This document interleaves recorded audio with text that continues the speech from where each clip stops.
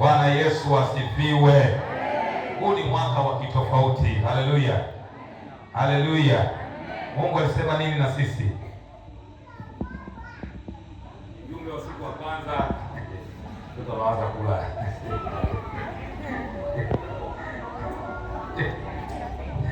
Hajakosea, ni mwaka wake wa kula ubwabwa. Unajua watoto wanapenda vitu vizuri, kwa hiyo mwache Mungu awape. Jamani, Bwana Yesu asifiwe sana. Ujumbe wa siku ya kwanza, Mungu alisema nini na sisi? Acha neno la kinabii. Ujumbe wa siku ya kwanza, Mungu alisema nini na sisi?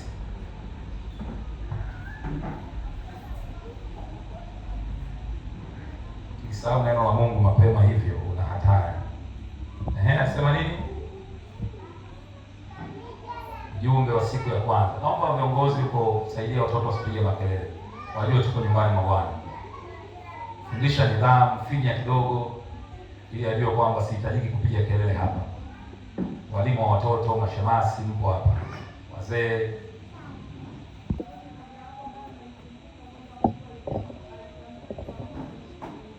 Kuishi kivingine. Bwana Yesu asifiwe sana. Bwana Yesu asifiwe. Ishike hiyo kanuni, maana ndio itakayoleta yale Mungu amesema. Bwana Yesu asifiwe sana. Leo sio siku yangu ya kuhubiri. Shika tu hiyo kanuni ambayo Mungu amefanyaje? Amekupa, maana itasababisha baraka yako. Bwana Yesu asifiwe sana. Bwana Yesu asifiwe. Amua kuishi kivingine, ili Mungu akubariki. Kuna vitu ambavyo anataka uvifanye. Inawezekana uko mahali ambako Mungu hawezi kukubariki mpaka umeamua kutoka. Mungu hawezi kukubariki mpaka umeamua kuachana na watu fulani. Mungu hawezi kukubariki mpaka umeamua kuachana na tabia fulani. Sema amina. Sema amina. Mpaka uamue kutoka mahali ulipo. Ulimwengu wa roho kuna mahali kila mmoja yupo. Ulimwengu wa mwili kuna mahali ambako kila mmoja yupo. Inawezekana upo mahali ambapo Mungu hawezi kukubariki mpaka umeamua kutoka katika ulimwengu wa roho. Bwana Yesu asifiwe sana. Bwana Yesu asifiwe. Hawezi kukubariki, na ndio maana mwaka huu ni lazima umwambie Mungu, nipe watu sahihi wa kutembea nao, nipe marafiki sahihi, nipe watu sahihi wa kuongozana nao, niletee watu sahihi wa kuzungumza nao, nipe watu sahihi wa kunitembelea, nipe watu sahihi wa kunitia moyo, nipe watu sahihi wa kuniinua kwenye maombi. Haleluya, haleluya. Nikwambie, kama hutakubali kutoka mahali ulipo, kama hutakubali kuacha zile tabia zinazomfanya Mungu akose kukuinua, kama hutaziacha utabaki vile vile. Haleluya. Ukisoma kitabu cha Mwanzo sura ya 12, tuzungumze kidogo hapo. Sura ya 12, Biblia inasema hivi: Bwana akamwambia Abrahamu, toka wewe katika nchi yako na jamaa yako na nyumba ya baba yako, uende mpaka nchi nitakayokuonyesha, nami nitakufanya wewe kuwa taifa kubwa, na kukubariki na kulikuza jina lako, nawe uwe baraka. Nami nitawabariki wakubarikio, naye akulaanie nitamlaani, na katika wewe jamaa zote za dunia watabarikiwa. Basi Abrahamu akaenda kama Bwana alivyomwamuru. Bwana Yesu asifiwe sana. Kuna mazingira, mpendwa, unatakiwa uamue kutokana nayo, kuachana nayo. Kuna watu wapo kwenye maisha yako wanaambatana na wewe kila itwapo leo, lakini hao watu ni chanzo cha umaskini wako. Hao watu ni chanzo cha anguko lako la kiroho. Hao watu ni chanzo cha wewe kuwa mvivu katika maisha ya kiroho. Ni lazima uamue kuachana nao. Nanielewa mtu wa Mungu? Ni lazima uamue kuachana nao ili Mungu apate nafasi ya kusema na wewe. Kuna watu wengine ni ndugu zako, umeambatana nao muda mrefu, ndio maana maisha yako hayatoki. Kuna wengine ni marafiki zako, umeambatana nao miaka mingi, ndio maana maisha yako hayafanikiwi. Ni lazima utoke kwanza. Ni lazima uachane nao kwanza, ili Mungu apate nafasi ya kusema na wewe, ili Mungu apate nafasi ya kukupa vile ambavyo alishakusudia kukupatia. Anamwambia Abrahamu, si alikwambia Mungu alikuwa na uwezo wa kumbariki Abrahamu katika jamii yake. Mungu alikuwa na uwezo wa kumbariki Abrahamu katikati ya marafiki zake, lakini anamwambia toka kwanza hapo. Achana na jamaa zako, achana na rafiki zako kwanza. Hao ndio chanzo cha wewe Abrahamu kukaa maisha ulionayo. Fanya maamuzi ya kuachana nao. Kuna marafiki wameathiri maisha yako ya kiroho. Kuna marafiki wameathiri maisha yako ya kiuchumi. Wamekuharibia, wamekuambukiza tabia ambazo sio za kiungu. Unajikuta kila unachofanya hakifanikiwi kwa sababu unaiga mambo ambayo sio Mungu aliyokufundisha. Mwaka huu kila si mpango wa Mungu kwenye maisha yako mkatae. Naomba nielewe, kila si mpango wa Mungu kwenye maisha yako mkatae. Maana kama sio mpango wa Mungu mtu kwenye maisha yako, maana yake ni mpango wa shetani. Shetani huwapanda watu hata kwenye familia. Na nielewa mtu wa Mungu, huwapanda watu hata kwenye familia ili kukuletea uharibifu. Kuna watu lazima mwaka huu waondoke kwenye maisha yetu ili Mungu apate nafasi ya kusema na sisi. Kuna watu kwenye maisha yako lazima uamue kuwaondoa. Natamani sikia amina kubwa. Natamani sikia amina ya watu waliookoka. Mungu anamwambia toka kwanza kwenye hiyo jamaa yako, ondoka. Na leo Mungu anakuambia toka kwanza ili aweze kukubariki kwenye hiyo tabia yako, ondoka. Toka kwenye hiyo tabia yako. Toka kwenye hayo mazoea. Toka kwenye huo uvivu ulio nao. Toka kwenye hiyo tabia ya kutokujithamini. Toka kwenye uzito wa kiroho hapo. Toka hapo kwanza, alafu nenda mahali ambapo nitakuonyesha.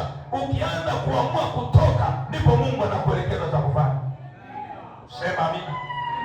Ni lazima kwanza uamue kwamba mwaka huu ninatamani niishi kivingine. Wale wote wanaonitia hasara siwahitaji kwenye maisha yangu. Wale wote wanaonipa hasara ya kiroho, wanaonifanya nisisimame vizuri kiroho, ni lazima waondoke kwenye maisha yangu. Nataka nitembee na Yesu. Ukifanya hayo maamuzi, ndipo Mungu anaanza hatua moja na wewe. Ninakwambia kuna wengine ni ndugu zako na unasema unawapenda, lakini wanavuta nyuma maisha yako.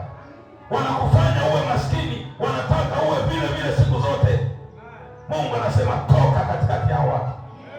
Nasema toka katikati yao watu. Na anasema nitakubariki, nitakufanya kwa taifa kubwa. Anamwambia Abrahamu, nitakukuza, nitalikuza jina lako, lakini sio katikati ya marafiki zako. Nitalikuza jina lako ukiamua kutoka katikati ya rafiki zako, ukiamua kutoka katikati ya tabia yako. Ibrahimu alikuwa anauza vinyago vya miungu kwa wazazi wake. Tayari ile miungu ilimwathiri. Marafiki wote walifanya tabia hiyo, walifanya biashara hiyo. Ni lazima atoke kwanza ili Mungu aanze kumbariki, amtofautishe na wale aliokuwa nao. Mungu anataka kutofautishe. Unanielewa mtu wa Mungu? Anataka tutofautishe, wana Shalom. Ni lazima tuamue kwanza kuchukua hatua ya maamuzi magumu. Kuna watu unaambatana nao, sio Mungu ametaka uambatane nao. Ndio maana wanakuliza na kukuumiza kila siku. Wamekufanya uwe kitega uchumi. Wananyonya maisha yako. Lazima ufanye maamuzi magumu ili Bwana akubariki. Sema amina. Amina. Sema tena amina. Amina. Anamwambia atoke. Wewe unajua ni mahali gani upo Mungu anakutaka utoke. Naweza ikawa ni tabia ya kusema sema ovyo. Kinywa chako kinasema ovyo. Toka kwenye hiyo tabia. Toka. Sema Mungu, nataka nitoke kwenye hii tabia.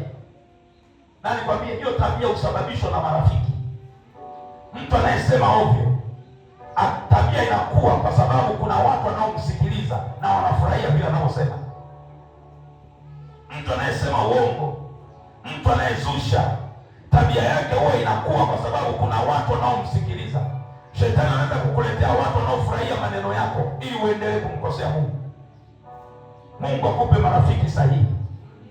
Ukiongea uongo wakuonye kwa ukali ili ukae vizuri na Mungu. Mungu akupe watu sahihi. Ukiwa mvivu wakuonye na kukushepu kwa ajili ya Mungu. Ukikosa ibada wakukemee, wakutie moyo wakati mwingine ili ukae vizuri na Yesu. Mungu akupe marafiki sahihi. Biblia inasema hivi, alipoambiwa Abrahamu aondoke, hakuondoka na kila mtu. Haleluya. Lutu kwanza akamchukua mke wake na Lutu akaambatana naye. Na nielewa mtu wa Mungu, Lutu hakuwa mtu mbaya, hakuwahi kugombana na Ibrahimu, ila wajakazi ndio waliwahi kugombana naye. Lutu alikuwa na moyo wa kumpenda Mungu, ndio maana alipata kibali kule wapi? Sodoma na Gomora. Mungu akatuma malaika kumwokoa. Kwa hiyo Ibrahimu alimjua Lutu maisha yake. Alimjua. Usiongozane na mtu usiyemjua. Hata kama anasema ameokoka kama wewe, usiongozane naye. Hakikisha unamjua vizuri. Hii ni safari ya hatari ya kutembea na Mungu.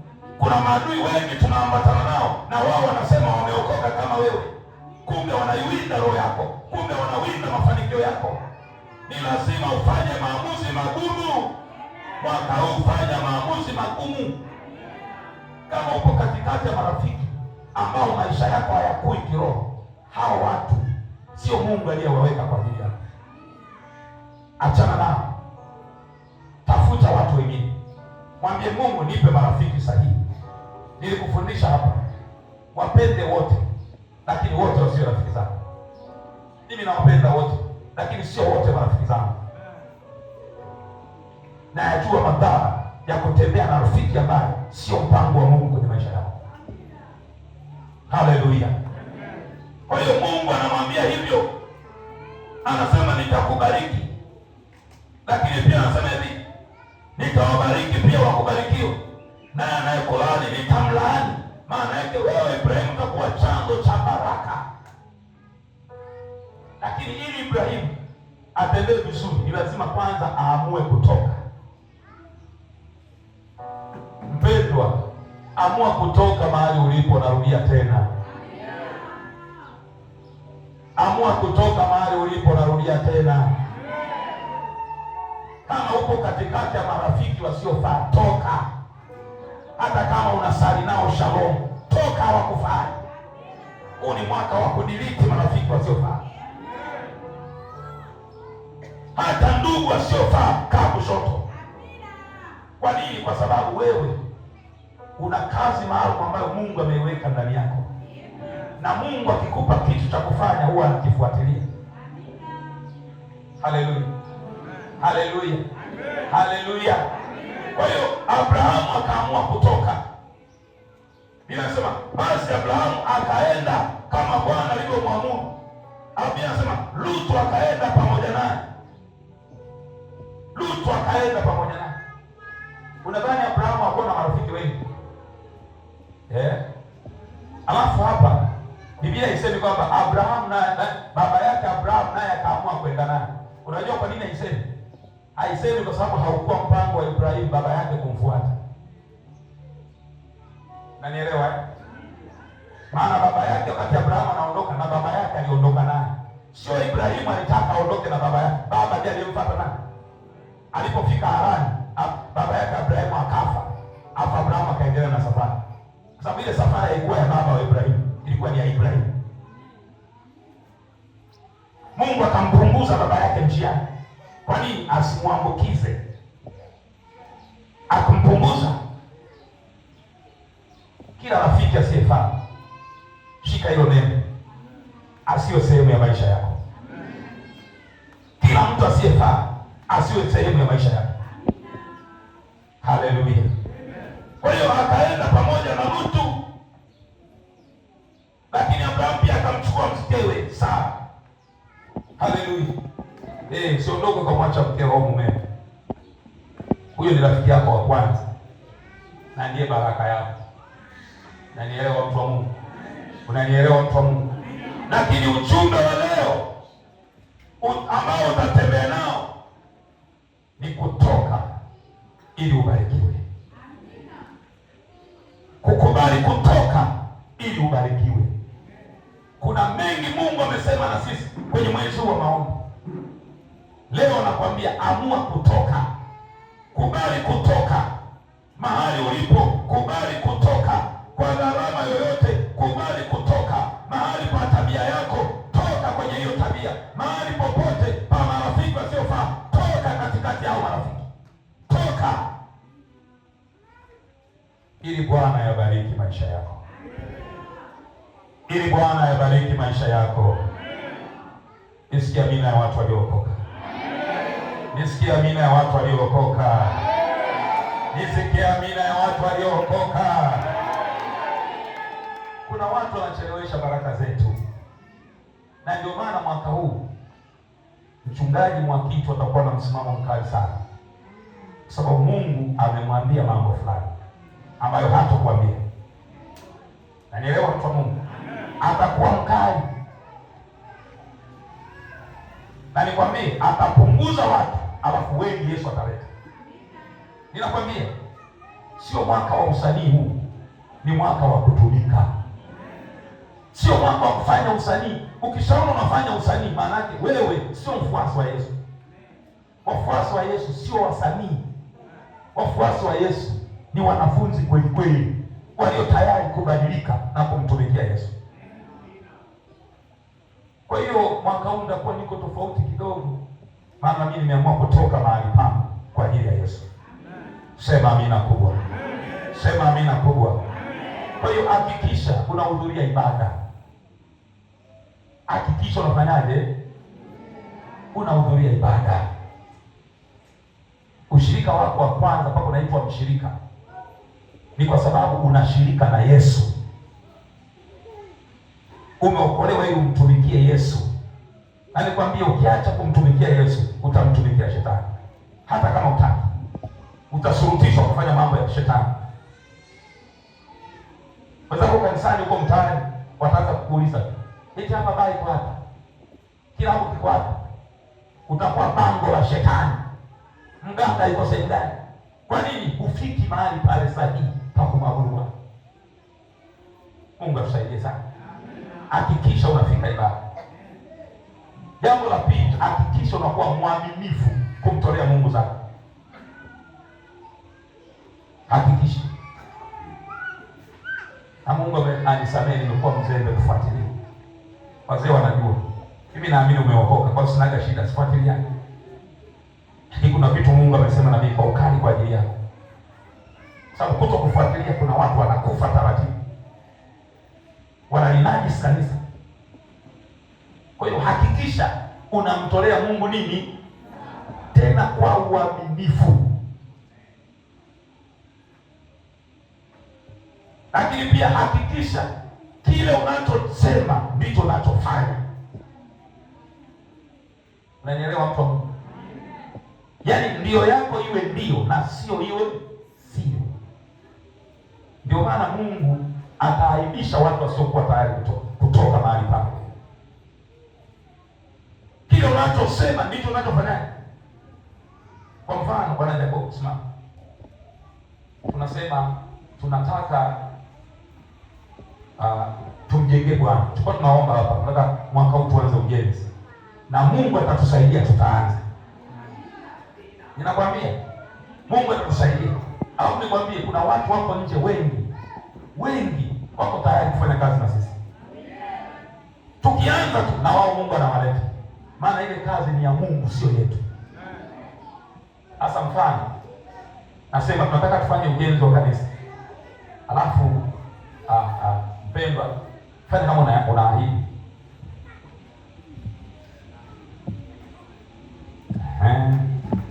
Amesema naahidi shingapi? Alafu kwa tunafanyaje? Kwa nini tunapiga makofi? Si umeokoka wewe? Kwa nini tunapiga makofi?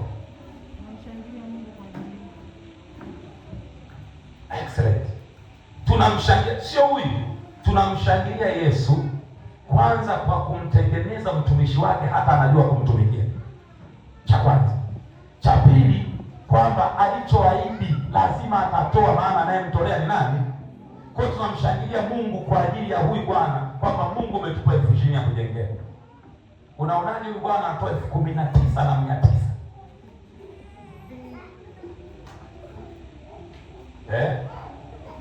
Anakuwa ametoa hajatoa? Mama ndio sasa mwingine kamili.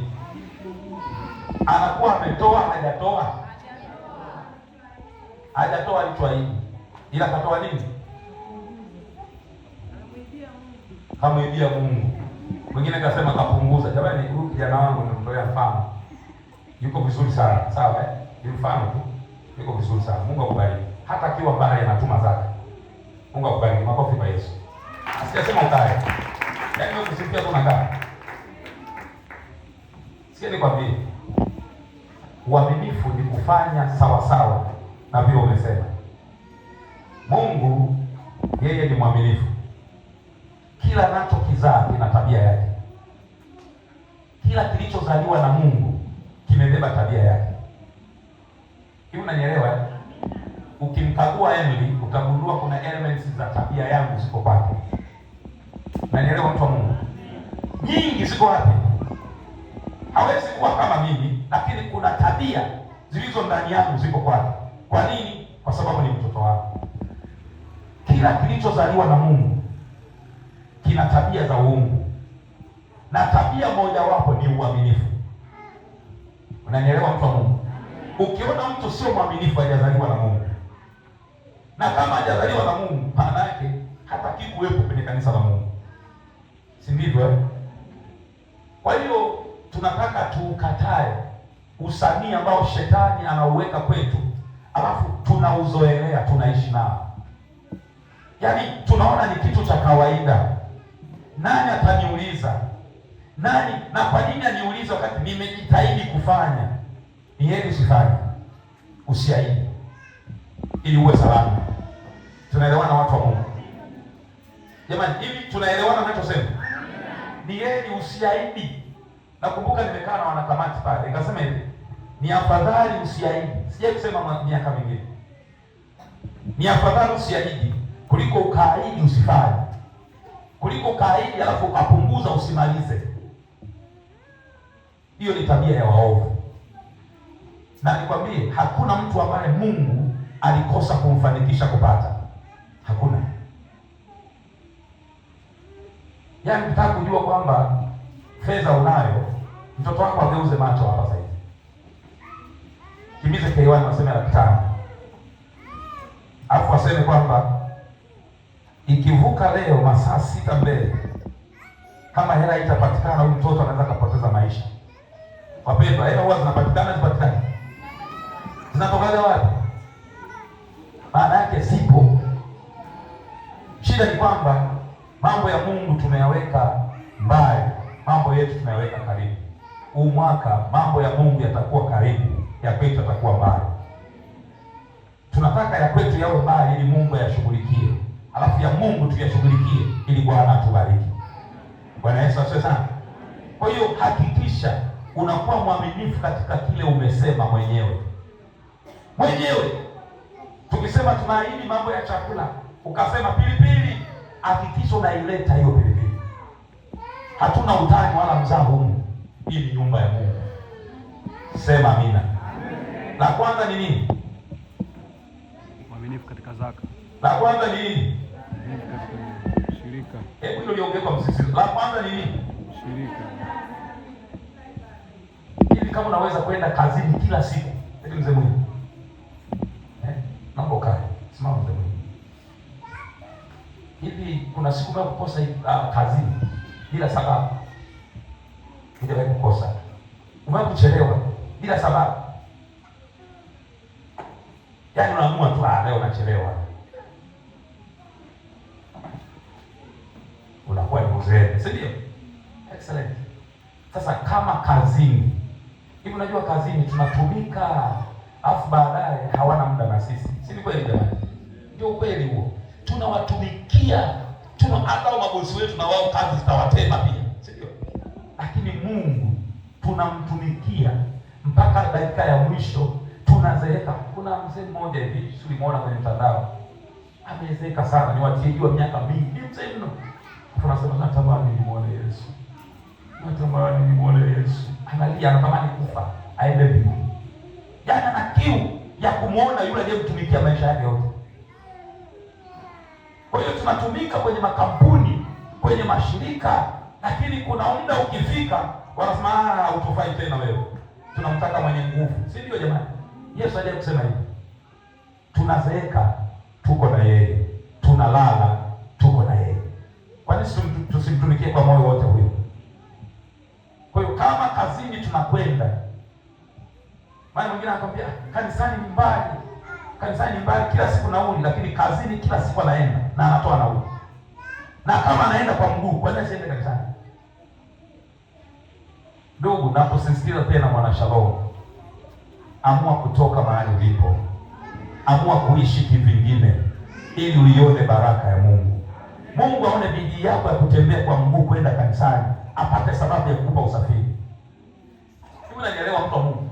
Apate sababu ya kukupa usafiri, kwamba huyu mtu amefanya hivi kwa kunipenda, ngoja nimuinue kutoka mahali alipo. Haleluya. Na sasa hivi kuna bajaji 500. Hivi mbali ni wapi unaishi? Mbinguni? Unaishi mbali wapi? Siku za ibada mbali, siku za kawaida tunakuona mtaani huku ambapo unasema ni mbali. Mungu abadilishe mawazo yetu. Kama kuna adui anatuchezea akili zetu, ashindwe kwa jina la Yesu. Kwa hiyo la kwanza nilisema nini? Kwa kubariki kutoka. La kwanza nilisema nini? Kufika ibada. Jambo la pili, na wanaongea wachache. La pili ni nini? Na la tatu,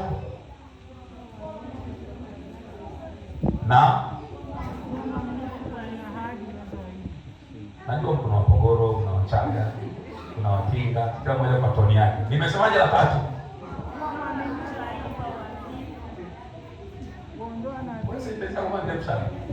Ndio hii tunaongea. Tunaongea sasa. Sisi tumeimaliza, inaendelea, si ndefu sana. Lakini la 4, amua kumtumikia Mungu kwa uaminifu. Amua. Usiangalie watu nani na nani anafanya. Mungu amekuokoa wewe peke yako. Amekupa kazi peke yako. Yaani wewe una kazi maalum peke yako. Amua wewe. Useme tuko wazee 5, tutakaa kikao tujadili jambo. Fanya wewe. Wewe mwenyewe. Tuko washirika wengi, tutafanya kwa pamoja. No. Mungu akikuelekeza atakufanya, fanya wewe. Mtumikie Mungu kwa uaminifu.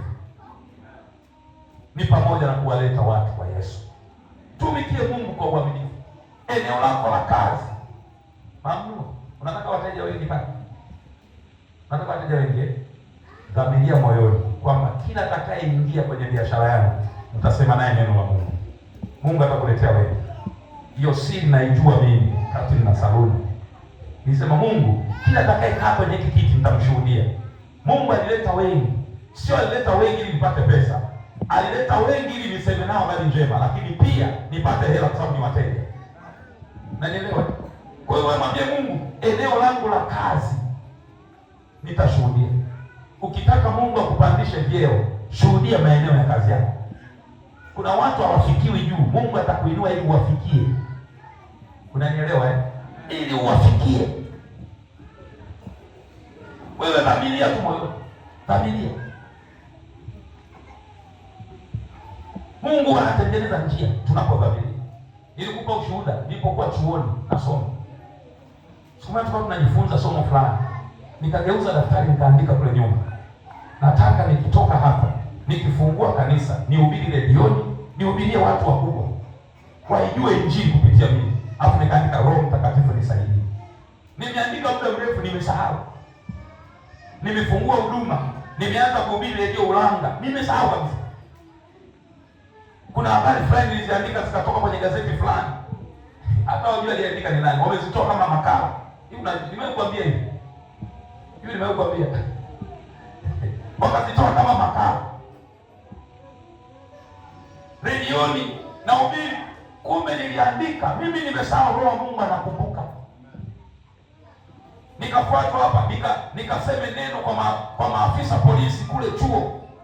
Nikaenda kule, kuna mtu mwingine akaandaa hoteli yake nzuri, akaandaa na watu wakubwa, mimi nikahubiri. Nikaenda hapa wananifuata, nikahubiri, nikamwita na mchungaji Liamba, tukaenda pamoja tukahubiri.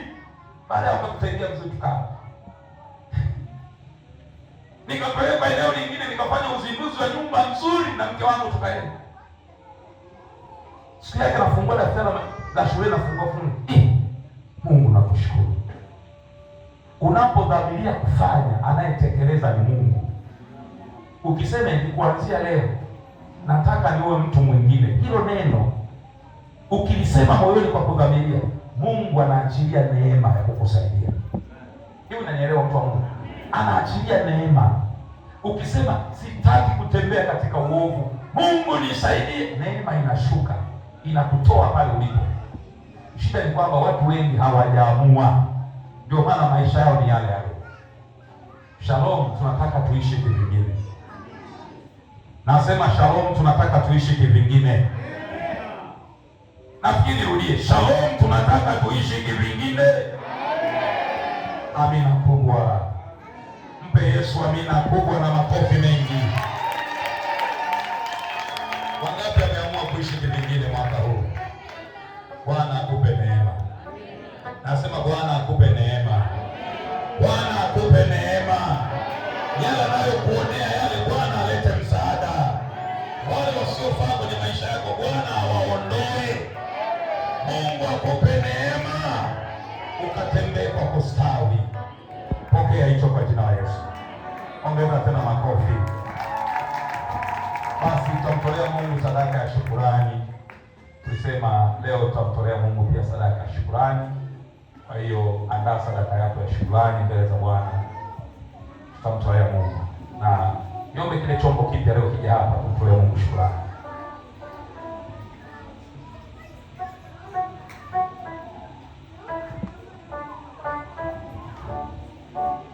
Elikung'ang'ania kwa Yesu, elikung'ang'ania kwa Yesu, kwa Yesu.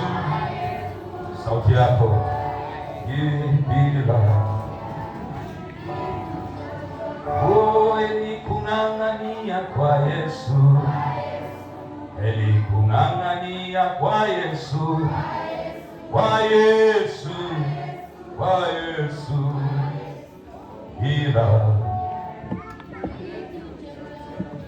wakikupiga wewe ng'ang'ana, wakikutesa wewe ng'ang'ana, ng'ang'ana, ng'ang'ana.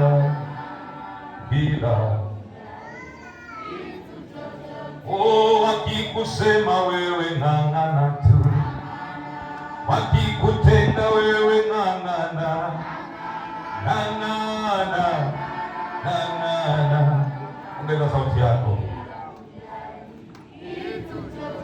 Elikung'ang'ania msalaba, elikung'ang'ania msalaba, msalaba, msalaba. Bila elikung'ang'ania msalaba, elikung'ang'ania msalaba, msalaba, msalaba.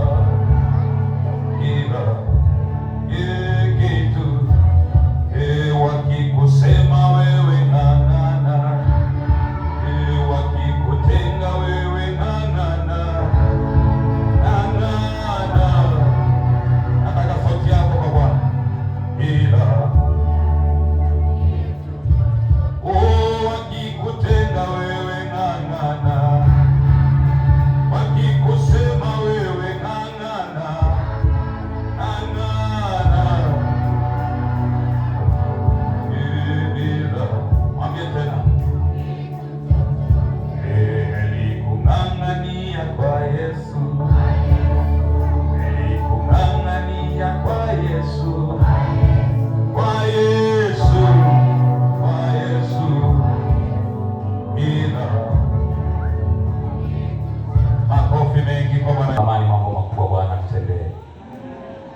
lakini pia sitaacha kuwapa zawadi rafiki zangu, zawadi ndogo tu ambayo angalau wakiamka kesho wanywe hata supu tu.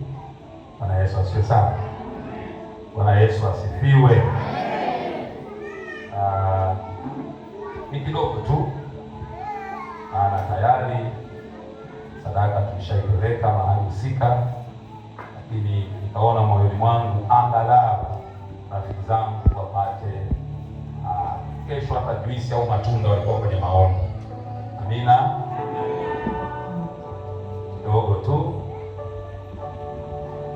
Amina, Mungu akubariki.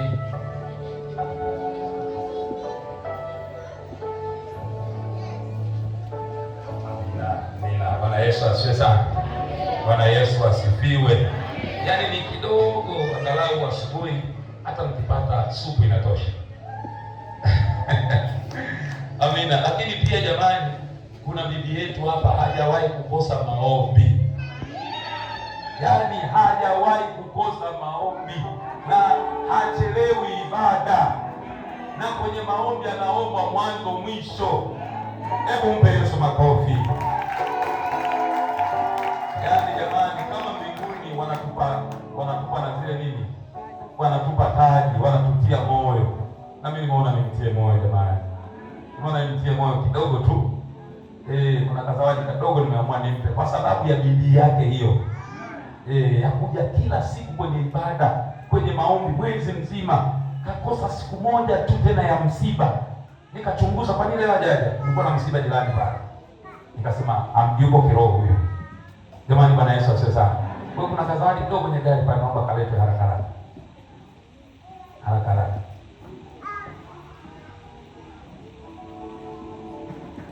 Kidogo tu. Yaani awamu ikampita mziani, kampita Katoto, kampita Mama Ima, kampita Mama Ima mwingine, aisemi nafuatilia. Mungu akubariki sana mama yangu. Mungu akubariki sana. Mungu akubariki. Na akisimama kwenye maombi anaomba. Yaani anaomba. Wakati tunachosema nasema kwa kweli mchungaji anaongea hicho ni sahihi kabisa. Yaani wewe unachoka ukae, yeye kasimama anaomba mwanzo mwisho. Kemea na kemea. Tumwombee mchungaji anamuombea. Ngoja nikutie moyo kidogo tu. Angalau kilo 10 hizi. Mungu akubariki. Amina. Mungu akubariki mama. Haleluya. Bwana Yesu asifiwe sana. Hata nyumbani watoto wakifanya vizuri huwa tunawapaga zawadi. Sasa na mimi kama baba nimeona nimpe zawadi. Kama unaona wivu, basi huo wivu ni mzuri. Fanya bidii. Na niliahidi kwa viongozi hapa kwamba kanda itakayofanya vizuri kushuhudia na watu wakaongezeka mpaka mwezi wa 12 kuna kitu tutafanya kama kanisa kwa ajili yao. Haleluya. Amina. Basi tutaanza watoto, alafu tutafuata watu wazima. Bwana Yesu asifiwe sana. Sasa kwa sababu chombo ni siku ya kwanza, sio unaanza kuchungulia ukishangaa, wewe toa tu. Sawa akitumia kwa sababu kuna namna tunataka tukidesign tena.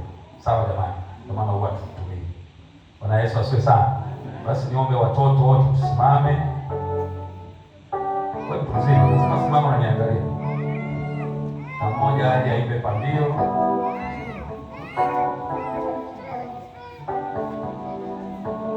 Taimba alafu wao watakuwa wanakuja. Tutatoa kwenye sanduku la kwanza, sawa?